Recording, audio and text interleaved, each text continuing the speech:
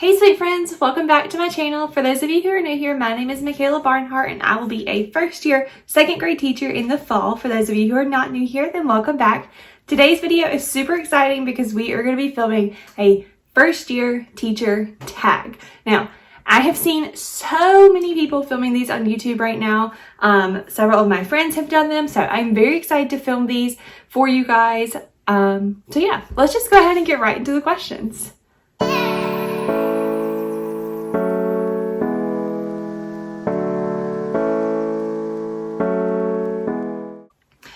So like I was saying, I've been seeing these videos everywhere on YouTube. This particular video that I'm doing was inspired directly from Elementary with Emily.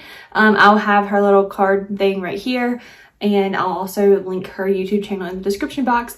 I've been kind of keeping up with her because she's going to be a first year teacher in the fall just like me. She will be teaching 4th grade.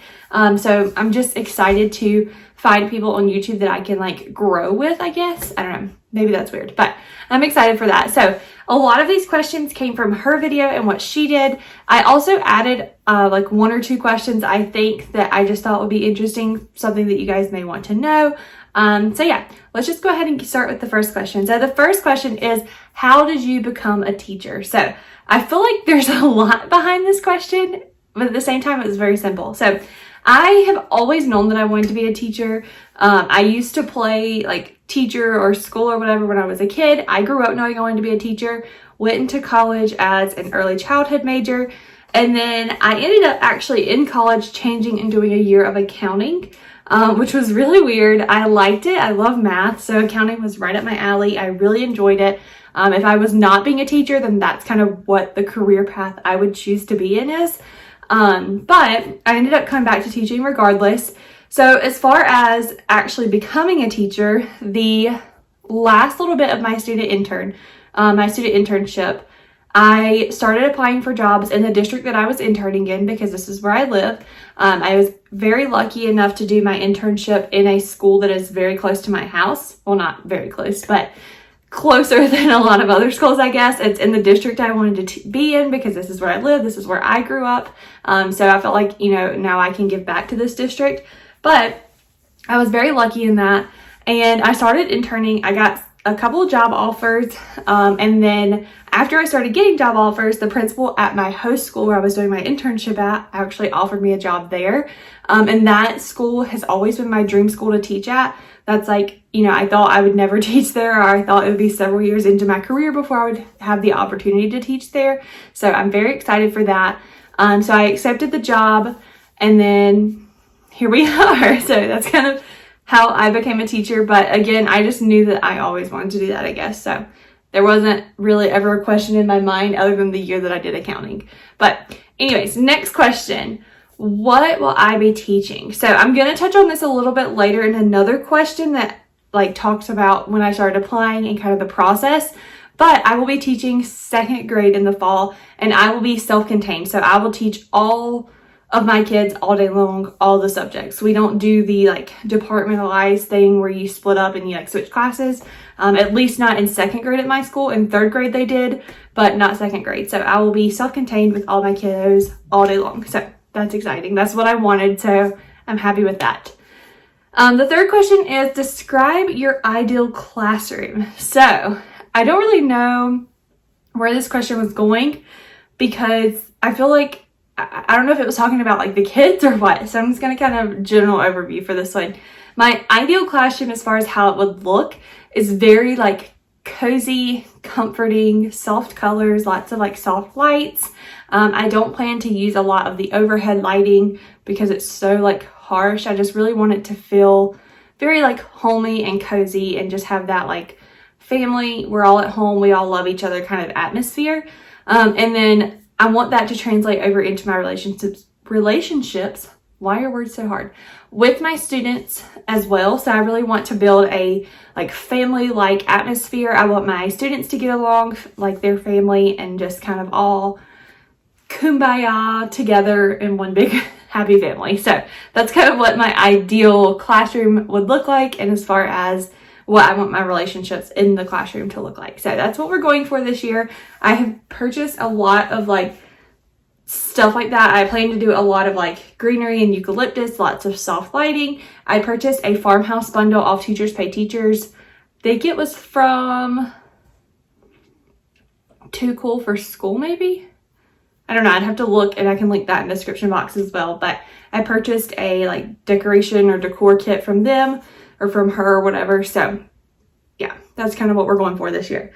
The next question is, what is your favorite online resource? So I'm going to answer this the same way that Elementary with Emily answered it. She did a like teacher section and a student section.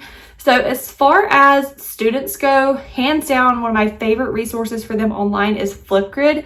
I feel like that's probably something a lot of people know what that is, but if you don't know, it's basically a little website that you can create an account on and then create your class, and the kids can go on and basically film themselves. It's like a short little video, but they can film themselves telling you whatever. So sometimes in 3rd grade, we did this in my internship for fun. So the kids would just get to like introduce themselves or tell us about something they just wanted to tell us or whatever. But we also used it a lot in science to like, I guess like an assessment almost. So we would teach all the material or whatever, and let's say we're talking about the different kinds of rocks. Then the students would go over on Flipgrid and they would basically teach it back to us. So they would tell us what they learned about the different kinds of rocks, so we could kind of see what was lacking or, you know, what they understood or whatever. So that's definitely my hands down favorite resource for students. My favorite resource for teachers, I don't really know if I have one. Obviously I use Teachers Pay Teachers a lot for decorations and stuff like early finisher activities and things like that. But I'm trying to think if there's anything else. I guess YouTube. I mean, I definitely, anytime I have a question about something for my classroom, I go either to Teachers Pay Teachers or to YouTube. So I would say that those two are probably my favorite online resources for teachers. The next one is not school related, but I still thought it would be interesting. And it is, what is your favorite Starbucks drink? So I feel like somebody's going to come at me for this one in the comments, but I'm not a big Starbucks drinker. I love coffee, don't get me wrong. I drink coffee daily. If I don't, then I like get a headache and it's bad and the whole day is ruined if I don't have coffee in the morning. But I'm not a huge Starbucks fan. I'm more of a Dunkin' Donuts girl. So I love Dunkin'. If I'm going to Dunkin', my go-to drink is just a black coffee with a little bit of sugar. That's what I drink here at home.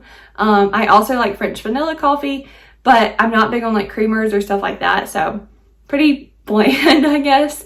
If I do go to Starbucks, I'm either going to get a refresher, the strawberry, I don't know how to say it, strawberry acai thing. I'm probably saying that wrong.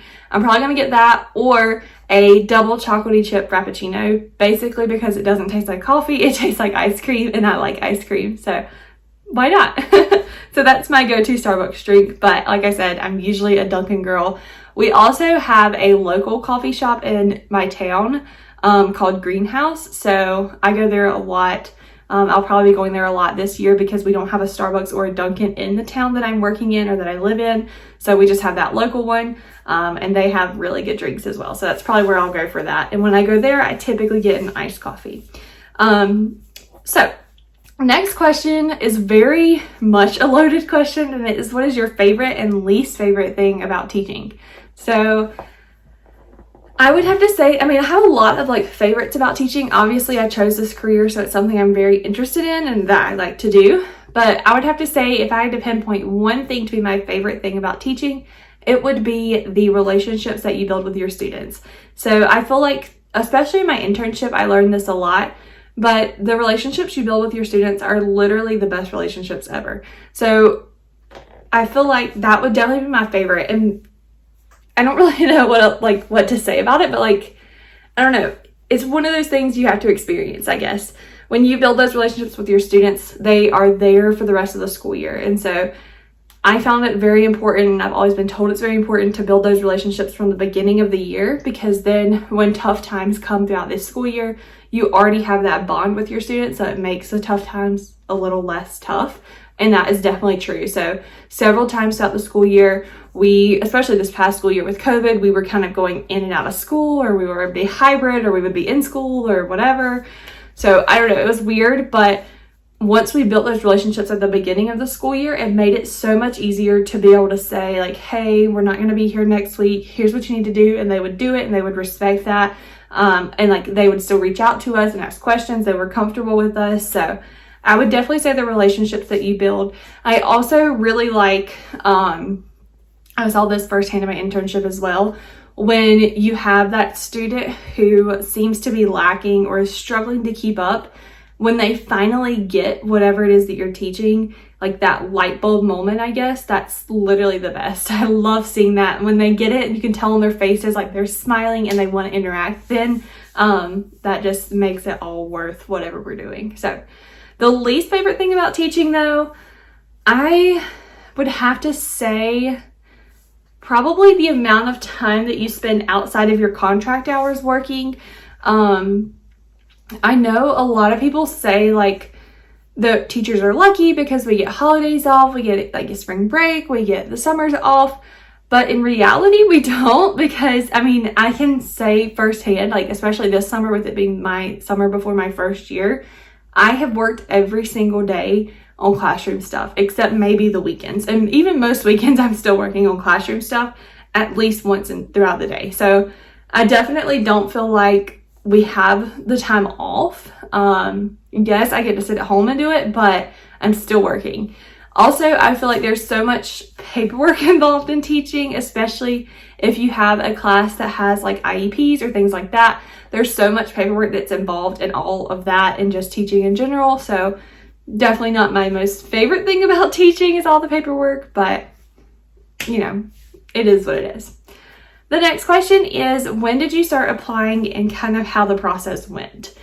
So for this question, I probably could film a whole video on this process, but to kind of give it to you in a nutshell, I started applying to jobs in January. The like district that's kind of a little bit away from me, like the next area over, I applied to a job there and I ended up being offered the job. I turned it down though because I didn't want to take it since it was like an open position for anywhere in the district, so I could be placed at any school in any grade, and I didn't know that at that point in time. Like they wouldn't know that till closer to the end of the year, so that made me nervous. So I didn't take that one. And then I think it was in April, maybe the end of April, beginning of May, my district that I wanted to be in started a few job openings. So I was able to interview with a school that's actually just like 5 minutes from my house. It's actually in the town that I live in. I was able to interview there. I did the interview before I even left the school. They offered me the job. So I went home and thought about that. After that was on a Friday. And so I went into my host school after that and talked to my principal because she had asked me to tell her if I was offered a job anywhere else because she really wanted to keep me at her school, but at that point in time she didn't know what openings she would have. So I talked to her and she said, think about it, don't give them an answer yet, give me a little bit of time and let's talk again on Monday. So I went back to her on Monday and she offered me a job at her school. The only thing was she didn't know what grade it would be in. The grade that I got offered at this other school was 3rd grade, which was the grade that I ideally wanted. It just wasn't the school I really wanted to be at. I'd never really been in this school before, and so it wasn't that there's anything wrong with the school. I just am very much somebody who likes my comfort zone and I like to stay in it. So the school that I was interning at obviously was more my comfort zone. But I went back in on Monday. She offered me a job. We didn't know what grade it would be in, but I ended up taking that job. So that's how I got the job working at the dream school that I wanted to be at, which was my school I did my internship in. And then towards the end of the school year, so like the end of May, she called me and offered me either 2nd or 4th grade, and I chose to do 2nd grade just because I feel like my heart is with the more younger age group. I didn't want to go over 3rd grade ever. So that's how we got here in a nutshell. I feel like my experience with interviewing and stuff like that was very different because I actually never even interviewed for the position that I took that I'm going to be teaching in. I was just offered it because that's where I was at all year. So that's kind of how we got here. 2 more questions. So the next question is, what are the class sizes like at my school?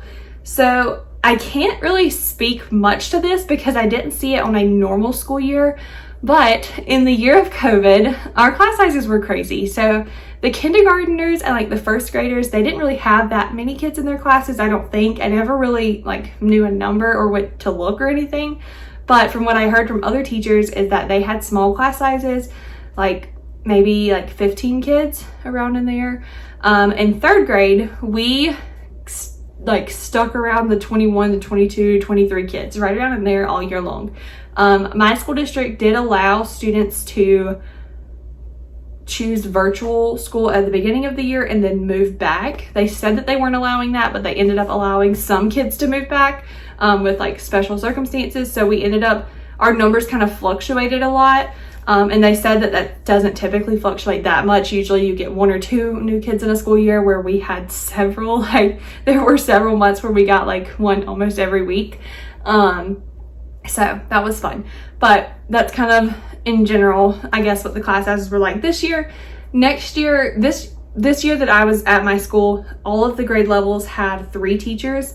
And next year they're aiming to get back up to 4. Typically they would have 4, but they pulled teachers to do virtual and move people around. And so for the most part, there was 3. I know there was 3 in 4th, 3rd, and 2nd. I'm not sure how many there were in 1st. I think it was 3, but I could be wrong on that. And I definitely don't know about kindergarten, but, yeah. So this year they're going to have 4. I'm making the 4th 2nd grade teacher. So hopefully our class sizes will be a little bit smaller than 22, 23 kids. But I mean, if they're not, then more babies to love. The last question is, what kind of classroom management strategies do I want to implement? So for this one, I feel like this is one thing that I feel like I learned a lot in my internship, but I also lacked it from my internship. Seeing how it was the year of COVID, obviously our students sat in desks in straight rows facing the front, and they wore masks, so they were like muffled, I guess. They like, you know, we didn't speak out of turn because you had to like, I don't know, we didn't face each other and talk, that kind of stuff. So I feel like classroom management this year was a lot easier because of how like the situation with everything. We also did everything in the classroom, so you didn't have to worry about lunchroom behaviors or a lot of like stuff in the hallway, because we only went in the hallway to go to the bathroom or to go to our specials. And we didn't even do specials all year. The first part of the year, the specials came to us. So you didn't really have a lot of that outside of the classroom behaviors. But I feel like I also did learn a lot because of the host teachers that I was with. Both of my host teachers were very like strict, I guess, at the beginning of the school year on what their expectations were, and they made sure that the kids knew that. And so I feel like that set the tone for the rest of the year. So I definitely want to implement that, as well as really setting the tone at the beginning and being a little more harsh, I guess, at the begining, and being able to loosen up throughout the school year. Overall, my classroom management like strategy per se is going to be a token economy. So I have shown these, I think, in a video before. I did a haul way back when and I showed you all this stuff, but I basically made classroom coupons and class cash. So I'm going to use Class Dojo to give points out throughout the week on Friday. As long as the kids have like at least, we'll say like 5 points, they can turn their points in for cash, and then they can take that cash to buy class coupons. So that's kind of where we're going at for that, as far as just a whole class, or I guess that really would be whole class. That'd be individual, but for everybody, like the big overarching thing. I do plan on doing a whole class incentive as well, like maybe one of those, like put a shape on an anchor chart, and when we get the whole thing colored in, we are working towards like a class party or something, or like a scratch off thing where we're working towards something. So I do intend to implement one of those as well. I just have to decide what exactly I want that to look like for the beginning of the year. And obviously I am open to things changing throughout the year, because I know that, yeah, that happens. You know, it's not necessarily going to work. What I think will work now may not work for my kids, or it might work for the first half of the year and then we need to change it up. So we'll just kind of see what happens as we go. But that is all the questions. I hope you guys enjoyed the video. I will have my Instagram handle and everything linked in the description box, so definitely go over there and follow me. I plan on being a little more active on Instagram once school gets started, and I'm doing classroom setup and all that stuff. So I feel like that would be the better place to be hanging out, is over on Instagram, so you can catch everything and not miss anything. But overall, I hope you guys enjoyed the video. If you did, make sure you give it a thumbs up and subscribe. Also hit that notification bell so that you can be notified every time I post a new video, and I'll catch you guys in the next one. All right, bye guys.